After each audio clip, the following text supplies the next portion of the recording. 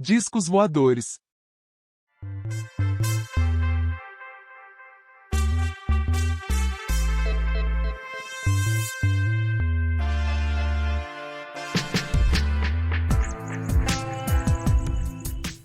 Capítulo 1.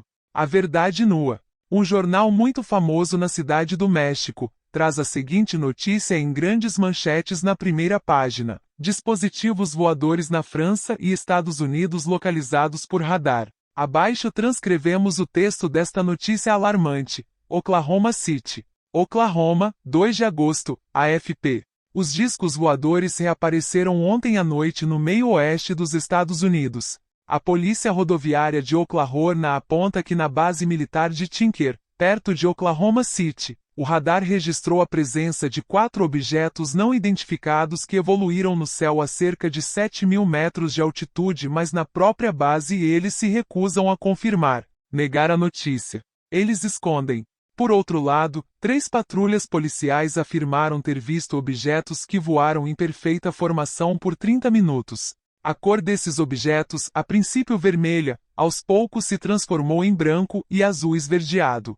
O gabinete do xerife em Wichita, Kansas, anuncia por sua vez, que vários objetos não identificados foram observados ontem à noite no espaço de horas, a uma altura que varia de 2.000 a 3.000 metros. Ele pousou em um semeado. Marmande, França, 2 de agosto, AFP. Um disco voador foi visto ontem à noite por um estudante perto da cidade de Marmande, no sudoeste da França. Segundo a testemunha, era um enorme disco luminoso que pousou em um campo e depois se ergueu para voar a uma velocidade vertiginosa. De todos os cantos da Terra chegam notícias alarmantes sobre discos voadores. Na França, uma dessas naves pousou e os tripulantes de estatura média saíram de seu interior, segundo uma testemunha ocular. As autoridades encontraram vestígios de um navio desconhecido no local. Na Argentina, outro navio pousou em uma montanha de difícil acesso.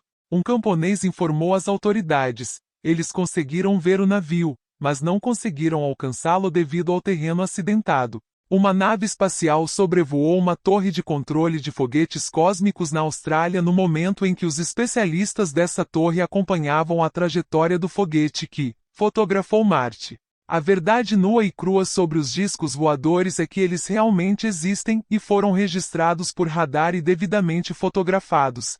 É impossível que radares e aparelhos fotográficos tenham alucinações. Essa questão dos discos voadores já é escandalosa e, embora os canalhas e os céticos zombem e ridicularizem aqueles de nós que afirmam a existência de naves cósmicas, gostem ou não, os discos voadores são um fato concreto, devidamente registrado por radar. Temos absoluta certeza de que os malandros não gostam dessa questão espinhosa, por causa do que se chama de amor próprio. Ninguém gosta de ter sua autoestima ferida. Eles se amam demais e não estão dispostos a desistir de suas teorias queridas assim. Rogues acreditam que os seres humanos existem apenas na Terra. Sua presunção é grande quando acreditam firmemente que só eles têm o direito de viver em um cosmos tão maravilhoso e infinito. No entanto, eles são assim, e não há como convencê-los de que estão errados. Diante dos fatos concretos, diante das notícias sensacionalistas sobre os discos voadores, o movimento gnóstico se levanta para exigir que os homens da ciência falem com mais franqueza e parem de tentar esconder a verdade sobre os discos voadores ou naves cósmicas. No deserto de Nevada, nos Estados Unidos, o grande cientista americano Adamski contatou alguns venusianos que pousaram próximo ao posto onde fazia suas pesquisas. Este cientista de renome mundial conseguiu conversar extensivamente com esses venusianos. Em um país sul-americano cujo nome não podemos mencionar, existe uma sociedade científica composta por 98 discípulos eruditos de Marconi. Esses sábios vivem com um grupo de marcianos que normalmente desembarcam naquela região. O que mais incomoda os malandros é que a coisa não seja tornada pública e que tudo seja feito tão secretamente. Perguntamos a esses patifes se eles estão tão inconscientes a ponto de dar uma bomba de dinamite a uma criança de 3 anos. O que aconteceria com uma criança que brincasse com uma bomba de dinamite? Se a humanidade recebesse os discos voadores, Podemos ter certeza absoluta de que esses discos seriam usados para a guerra, e então ninguém na face da Terra poderia ter certeza de sua própria vida. Lembremos-nos da velocidade que estas naves desenvolvem, o poder de subir ou descer verticalmente, o poder de permanecer aparentemente parado no ar, etc., etc. Presentear essas naves para a humanidade seria como dar uma bomba de dinamite para uma criança brincar. Para os senhores desonestos que não gostam tanto de sigilo, aconselhamos 3 coisas. Primeiro, regenere-se. Em segundo lugar, uma boa dose de paciência. Terceiro, abandone o conceito errôneo de se considerar o único habitante do cosmos. O foguete que fotografou Marte não é uma maravilha da ciência. As terríveis fotografias tiradas a 17.000 quilômetros de distância são impossíveis de informar se existe ou não vida em Marte. É estúpido deduzir de uma péssima fotografia a realidade vital do planeta Marte. As inúmeras crateras de Marte não significam que este seja um mundo morto como a Lua. Se a Terra fosse fotografada a uma distância de 10.000 milhas, é lógico que a fotografia seria semelhante às tiradas em Marte. Então veríamos nessas fotografias algo enevoado, cheio de inúmeras crateras. Nenhuma fotografia do tipo cósmica pode nos informar sobre o oxigênio que existe ou não em um determinado planeta. Ainda que os senhores malandros se sintam muito chateados e joguem toda sua gosma difamatória contra nós, a realidade é que em diversos lugares da Terra, já existem grupos seletos de pessoas que estão em contato direto com os habitantes de Marte, Mercúrio, Vênus, etc. Capítulo 2. Um visitante jupiteriano. As notícias que chegam de todas as partes do mundo garantem que naves cósmicas pousam em diversos lugares da Terra. O que mais incomoda os bandidos é não conseguir capturar uma daquelas naves com tripulação e tudo. Temos certeza absoluta de que os canibais da África e da Amazônia também ficam muito chateados quando não conseguem capturar um explorador. No caso específico dos discos voadores, as pessoas querem proceder como canibais, mas os tripulantes das naves cósmicas, conscientes da selvageria humana, manifestamente não estão dispostos a deixar-se apanhar porque sabem muito bem o destino que os espera. Os bandidos seriam presos, os navios seriam confiscados e usados para a guerra, etc., etc., etc. As tripulações dessas naves cósmicas não estão dispostas a servir de cobaias e ao invés de serem pegas preferem com razão desaparecer no espaço infinito. Isso é semelhante ao explorador da raça branca que foge diante da tribo dos canibais. Estamos dizendo algo que pode ferir demais os malandros porque eles se amam demais e se presumem supercivilizados, embora no fundo sejam verdadeiros selvagens vestidos com roupas modernas.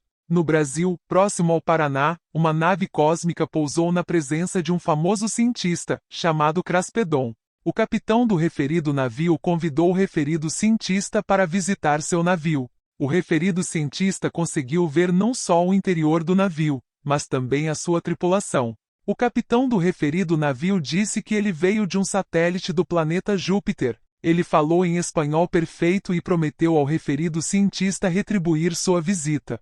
Quando o Sr. Craspedon quis dar ao capitão suas informações de endereço, não foi necessário porque o capitão recusou a oferta dizendo: "Sabemos perfeitamente como encontrá-lo na Terra." 6 meses depois, em um domingo qualquer, o Sr. Craspedon, fechado em seu escritório em casa, foi repentinamente interrompido por sua esposa, que o informou que um homem estava parado na porta querendo falar com ele. Disse-lhe que tal homem trazia uma Bíblia nas mãos e que insistia em dar explicações a respeito.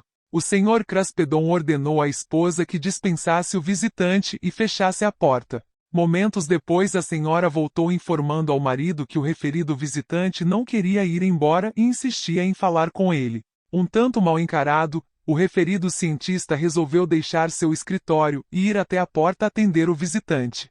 Grande foi sua surpresa quando se viu frente a frente com o capitão da nave cósmica que conhecera 6 meses antes. O Sr. Craspedon convidou o visitante, fazendo-o entrar na sala de sua casa. Então veio a conversa. O referido cientista queria examinar as capacidades intelectuais do jupiteriano e colocá-lo em um beco muito difícil, com questões muito complicadas sobre a Bíblia. Aquele visitante demonstrou ter uma inteligência brilhante porque conhecia até as raízes mais íntimas do grego, do hebraico e do aramaico e sabia dar às sagradas escrituras interpretações altamente científicas, profundamente filosóficas, extraordinariamente artísticas e transcendentalmente místicas. Após essa entrevista, houve mais 2 entrevistas em diferentes pontos da cidade às quais o referido cientista compareceu acompanhado de um professor de física e matemática. Os ensinamentos que o jupiteriano deu em termos de astronomia foram verdadeiramente formidáveis. Todo esse conhecimento é transcendental. O Sr. Craspedon é um cientista sério, não é um charlatão. Resolveu condensar todo o conhecimento que o jupiteriano lhe transmitiu em um precioso livro escrito em português e intitulado Discos Voadores. O jupiteriano alertou que as explosões atômicas estão alterando a camada superior da atmosfera da Terra.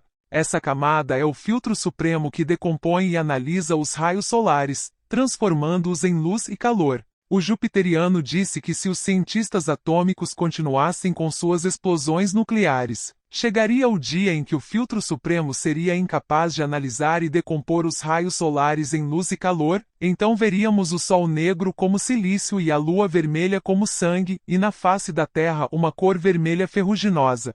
O jupiteriano advertia que quando a camada superior da atmosfera terrestre que serve de suporte à vida na Terra se decompusesse, grandes terremotos viriam e as cidades cairiam como castelos de cartas, transformadas em pó. O jupiteriano relatou dizendo que eles, os navegadores espaciais que visitam a Terra, estão vendo a camada superior da atmosfera terrestre em claro processo de alteração, e sem o brilho e esplendor de outros tempos. O jupiteriano disse que a guerra termonuclear saturará com radiação atômica a água que bebemos, as colheitas com as quais nos sustentamos, as nuvens que trazem chuva, etc. O jupiteriano alertou que a radiação atômica danificará o fósforo no cérebro do ser humano e por toda parte haverá cenas horríveis nas ruas, hospitais lotados, multiplicação de câncer e leucemia, milhões e milhões de mortes, fome e desespero. Os tempos estão passando.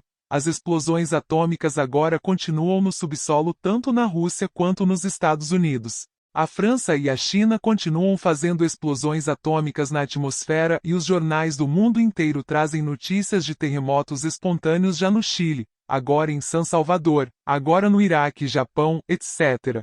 Estamos diante de fatos concretos que não podem ser refutados. Os invejosos ficarão muito aborrecidos com a história mencionada sobre o jupiteriano e o Sr. Craspedon, e não ficaríamos muito surpresos se eles lançassem agora todas as suas sátiras contra nós baseadas em ceticismo estúpido como aqueles que zombaram de Pasteur, Galileu, Edison, etc. O que mais incomoda os invejosos é não ter a oportunidade que o Sr. Craspedon teve. Temos certeza que os canibais e que se esses invejosos tivessem tal oportunidade inevitavelmente abusariam dela, capturando ou matando os visitantes do cosmos infinito. Canibais são canibais e os habitantes de outros mundos sabem muito bem como cuidar deles desaparecendo no espaço antes que as hordas de bárbaros possam capturá-los.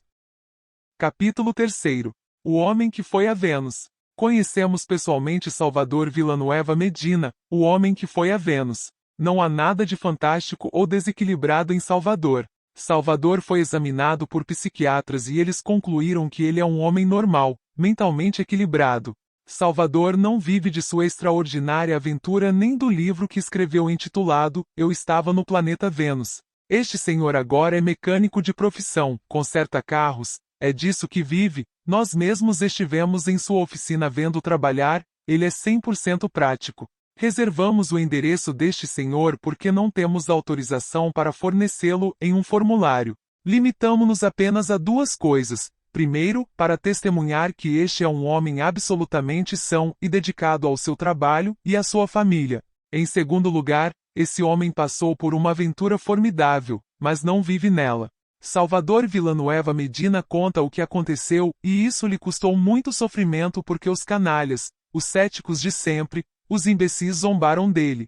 Salvador esteve em Vênus sem sombra de dúvida e cumpre seu dever de informar seus pares mesmo que zombem dele. Quem ri do que não sabe está a caminho de ser um idiota. Na segunda década de agosto de 1953, Salvador conduzindo um carro em direção a Laredo no qual transportava alguns gringos, que desejavam retornar ao seu país, teve que passar pelos mais tremendos incidentes. O carro quebrou, seus companheiros resolveram retornar a uma cidade próxima em busca de um guincho. Enquanto isso, no silêncio da noite, Salvador meteu-se debaixo do carro com o propósito de consertá-lo. Ao tentar sair debaixo do carro, ouviu alguém se aproximando, ao passo que passos foram ouvidos na via. Uma voz estranha perguntou a ele em um espanhol perfeito: "O que há de errado com o carro?" Salvador não respondeu. Ele se viu diante do homem estranhamente vestido, de pequena estatura de aproximadamente 1,20 m.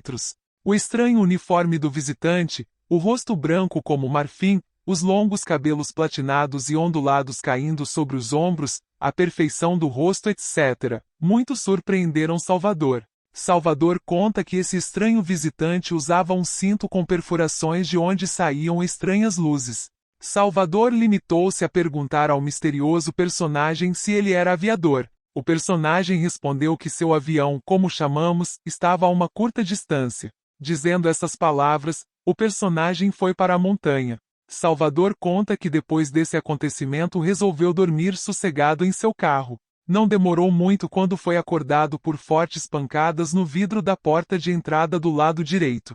Salvador abriu a porta e ficou surpreso ao encontrar seu conhecido que agora estava na companhia de outro indivíduo semelhante.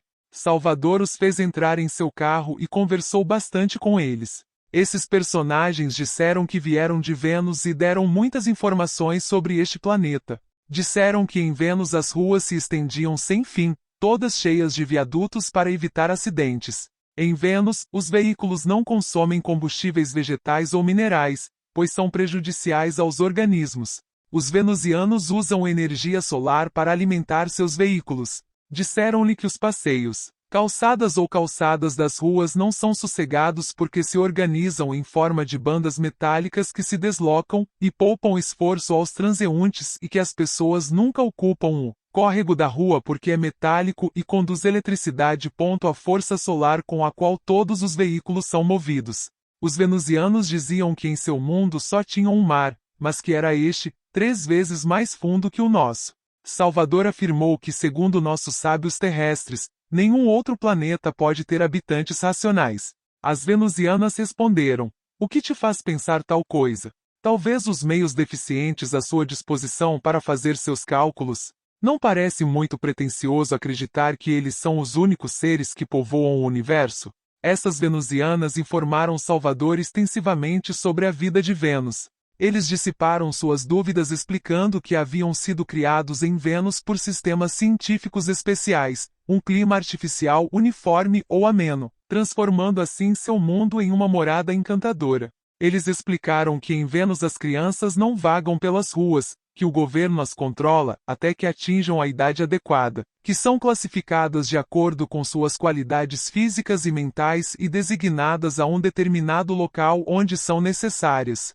Esses venusianos explicaram que do mar tiram todos os elementos necessários para construir edifícios, fazer roupas, fazer veículos e 60 ou mais da porcentagem de sua alimentação. Disseram que seus navios podem estar tanto no ar quanto na água e que no fundo do mar existem gigantescas fábricas encarregadas de selecionar e utilizar cientificamente o peixe para alimentação.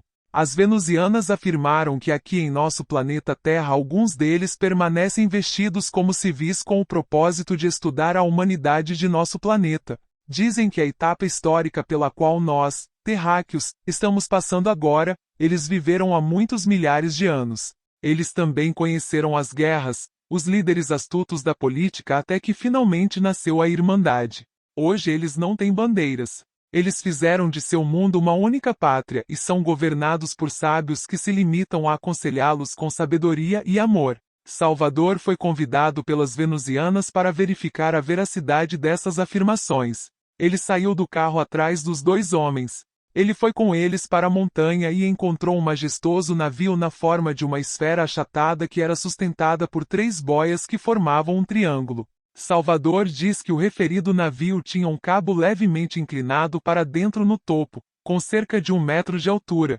cercado por buracos que lembravam vigias como as usadas em navios. Salvador penetrou atrás de seus companheiros dentro da formidável nave cósmica que, segundo as palavras de Salvador, parecia uma impressionante fortaleza. Salvador viveu no planeta Vênus por 5 dias e voltou à Terra depois de ter verificado a veracidade de todas essas afirmações feitas pelos venusianos. A civilização venusiana é milhões de vezes mais avançada do que a de nós, orgulhosos terráqueos. Salvador conta o que viu, limitamo-nos a comentar. A Phillips House examinou amostras de solo e plantas coletadas no local onde Salvador encontrou o navio, e uma estranha desordem atômica foi descoberta nessas amostras. O local também foi fotografado porque ali ficaram os vestígios do navio. O sábio Adamski deu uma palestra sobre o assunto no Teatro Insurgentes no México. Uma comissão alemã de cientistas se interessou pelo assunto e visitou Salvador e estudou o terreno dos acontecimentos. Não houve dúvida, porém os idiotas continuarão rindo como sempre porque são idiotas. Capítulo 4. Discos voadores e homeninhos verdes. De Lima, Peru, chegou uma notícia datada de 2 de agosto cujo texto é o seguinte: um disco voador com sua tripulação, um anão esverdeado, foi visto ontem à noite no telhado de uma casa nesta capital, por um jovem estudante, segundo um comunicado que deu hoje ao jornal El Comércio. Esta visita se soma a outra relatada na semana passada por um guardião do distrito de Chuzica, a 40 quilômetros de Lima, que relatou ter visto um pires equipado com uma tromba como um elefante no pátio de uma fábrica, que desapareceu 10 anos depois. Minutos de observação. Em relação ao disco voador ontem à noite, Alberto San Román Nunes, de 15 anos, afirmou ter visto um ser esverdeado e enrugado de 1 metro de altura deslizando pelo telhado. Pouco depois, o navio lançou uma luz avermelhada em meio à qual levantou voo, deixando suas pegadas no solo em que se avistam 4 bases de povoamento. Até agora esta notícia maravilhosa. A pele verde pode surpreender muita gente, mas nós, terráqueos, também temos raças de pele negra, amarela e vermelha que podem surpreender os visitantes cósmicos. Na verdade, nenhuma das testemunhas oculares dos discos voadores e da tripulação extraterrestre poderia ousar garantir que esses visitantes misteriosos tenham formas diferentes de nós, pobres terráqueos. É lamentável que a ficção científica tenha se dedicado a espalhar falsas ideias ou fantasias sobre a figura e a forma dos visitantes extraterrestres. É claro que a cor da pele varia conforme os climas, conforme os ambientes, etc., mas a forma humana, seja ela gigantesca, média ou pequena, é sempre a mesma. A ficção científica se encarregou de propagar por toda parte já pelo rádio, pelo cinema ou pela televisão tremendas falsidades prejudiciais à humanidade. Calúnias infames foram levantadas contra os visitantes extraterrestres. A mente dos terráqueos julga de acordo com suas perversidades e quer ver em nossos nobres visitantes todo o ódio da mente terrena, todas as atrocidades de um Hitler, todas as monstruosidades do inventor do A Bomba H, todos os expurgos sangrentos de um Stalin, etc., etc., etc. Esses terráqueos malignos não querem realizar o nobre propósito de nossos amigos extraterrestres. Se eles quisessem dominar o planeta Terra e escravizar todos os seus habitantes, o fariam em minutos porque têm elementos suficientes para isso. Se eles quisessem nos destruir, já o teriam feito porque possuem instrumentos atômicos e científicos com os quais podem explodir qualquer planeta no espaço. Lembremos que muito antes de nós terráqueos conhecermos a matemática, eles já navegavam no espaço sideral. Nossos amigos extraterrestres conhecem o planeta Terra melhor do que nós e não têm interesse em nos escravizar ou destruir como a ficção científica desses dias de rock e rebeldes, sem causa tem se propagado misteriosamente. Nossos amigos extraterrestres sabem da hora crítica em que estamos vivendo e só querem nos ajudar. Precisamos urgentemente da sua ajuda porque nós, terráqueos, somos totalmente fracassados. Se as hordas bárbaras continuarem em seu estúpido propósito de capturar ou destruir as naves cósmicas que nos visitam, infelizmente perderemos a brilhante oportunidade que nossos irmãos do espaço estão nos oferecendo. Eles querem estabelecer contato pessoal conosco, mas em vez de recebê-los com verdadeiro respeito e amor, em vez de receber hospitalidade, aviões de combate são enviados para interceptá-los. Todos gostariam de destruí-los. Estamos realmente nos comportando como selvagens alheios a toda civilização e toda cultura. É chegado o momento de mudarmos a nossa atitude belicista e oferecermos aos nossos companheiros visitantes do espaço a nossa amizade e carinho. Eles vêm para nos ajudar, não para nos destruir. Os irmãos gnósticos devem começar dando o exemplo, estabelecendo nos telhados de nossas casas, em nosso país, em nossa terra, sinais amigos, círculos com pontos no centro. Do ponto saem linhas que vão para a periferia e da periferia saem pequenas linhas que, embora não cheguem ao centro, implicam que vão em direção ao centro, em direção ao ponto. Faça com que o ponto mencionado no centro do círculo tenha uma bela cor dourada para simbolizar a divindade. As linhas que da periferia se dirigem para o centro, para o ponto, podem ser azuis em quantidade considerável e curtas.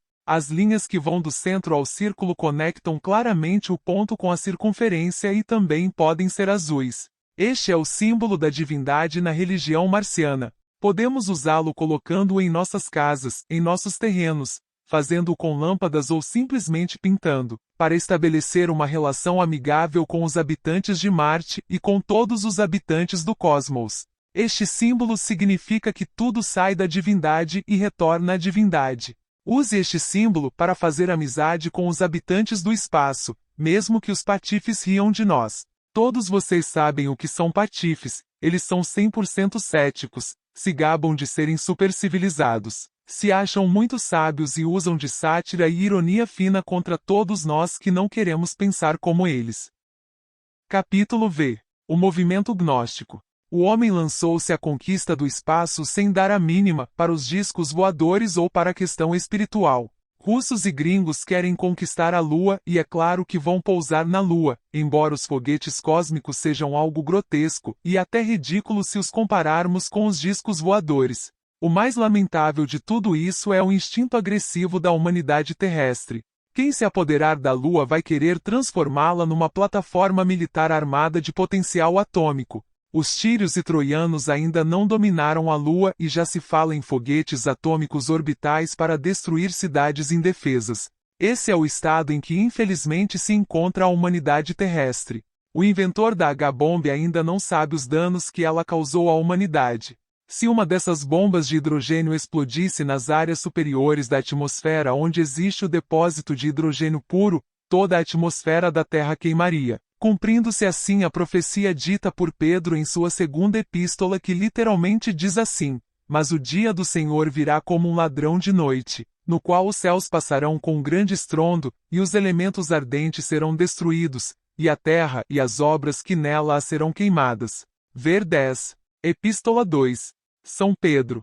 É claro que antes que isso acontecesse, antes que um louco pensasse em fazer esse experimento com a bomba de hidrogênio, antes que ela explodisse nas zonas superiores da atmosfera, onde está o hidrogênio puro da Terra, o reservatório vivo do hidrogênio universal, podemos ter a certeza de que eles, os navegadores do espaço infinito, explodiriam o planeta Terra em pedaços, porque as humanidades dos outros planetas do Sistema Solar não precisam sofrer as consequências da explosão de hidrogênio terrestre. Tal catástrofe terrestre terá repercussões aterradoras nos demais planetas do Sistema Solar e antes que isso aconteça, eles, os navegadores do espaço sideral, seriam obrigados com profunda dor a destruir este planeta, despedaçando, porque não é justo que outras humanidades planetárias sofrem as consequências das loucuras do homem terrestre. Nesses momentos os habitantes da Terra estão cheios de orgulho e arrogância. Os ímpios ergueram a Torre de Babel com a qual pretendem conquistar o espaço sideral e os habitantes dos outros mundos do Sistema Solar têm ordens para se defender. Foguetes espaciais inevitavelmente chegarão à Lua. Então esses terráqueos perversos e arrogantes vão querer se lançar em Marte. O encontro com as humanidades de outros planetas é por dedução lógica, totalmente inevitável. E esta raça ultrapassada e degenerada não terá escolha a não ser transformar-se ou perecer. O movimento gnóstico cristão universal quer formar grupos de homens e mulheres de boa vontade para acolher nossos irmãos do espaço. Milhões de seres humanos cheios de arrogância, orgulho e perversidade só acreditam em seus foguetes espaciais e suas armas destrutivas. Essas hordas de sabe-tudo são entregues a todos os vícios da Terra e riem com vontade de qualquer coisa que cheire a discos voadores. O povo gnóstico de forma alguma aceita o anticristo da falsa ciência, nem pode acreditar que o espaço infinito possa ser conquistado sem ter conquistado a si mesmo. Seria absurdo supor que as hordas bárbaras da Terra pudessem conquistar outros mundos e escravizar humanidades planetárias superiores. O povo gnóstico não aceita a perversidade dos malandros e resolveu organizar o exército mundial de salvação com homens e mulheres de boa vontade que se disponham com alegria a acolher nossos irmãos do espaço sideral. O movimento gnóstico universal estabelecerá em todos os lugares, em diferentes lugares da Terra, verdadeiros cenáculos místicos, levando ao estudo das leis cósmicas, com o propósito de preparar as pessoas para receber nossos irmãos do espaço. O movimento gnóstico entende a necessidade de as naves cósmicas viajarem pelo infinito, mas não acredita que o caminho da perversidade, do orgulho e do foguete seja exatamente o indicado. O cosmos infinito é sagrado e regido por leis divinas que não podem ser quebradas impunemente sem receber consequências desastrosas. Nós, gnósticos, estamos dispostos a estudar as leis do espaço eterno com toda a humildade e aos pés de nossos irmãos do espaço. Sabemos que este é precisamente o caminho exato que pode nos permitir navegar nas verdadeiras naves cósmicas, pelo espaço infinito.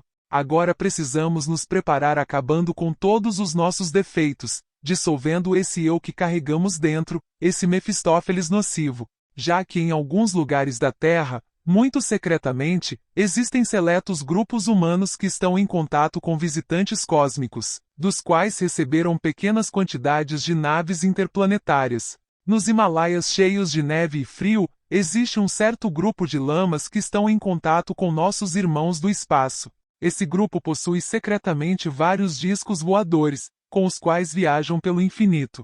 Em outros lugares da Terra existem grupos semelhantes que já possuem os discos voadores. Estamos dizendo algo que os patifes ignorantes, irônicos, sarcásticos e presunçosos não podem nem remotamente aceitar. Mas o que isso importa para a ciência e para nós? Vamos, irmãos do movimento gnóstico, preparar-nos humildemente para nos tornarmos dignos e merecedores de receber os irmãos do espaço em grupos seletos e ocultos. Em 27 de dezembro de 1968, nosso segundo congresso gnóstico acontecerá em Barranquilha, Colômbia, América do Sul. Este evento será internacional e as delegações de todos os santuários gnósticos da América devem estar presentes. Entre outras coisas, o Congresso Gnóstico deve estudar minuciosamente os métodos e sistemas de ação que conduzam à difusão dessas ideias por toda parte, com a finalidade de criar um ambiente para nossos irmãos no espaço.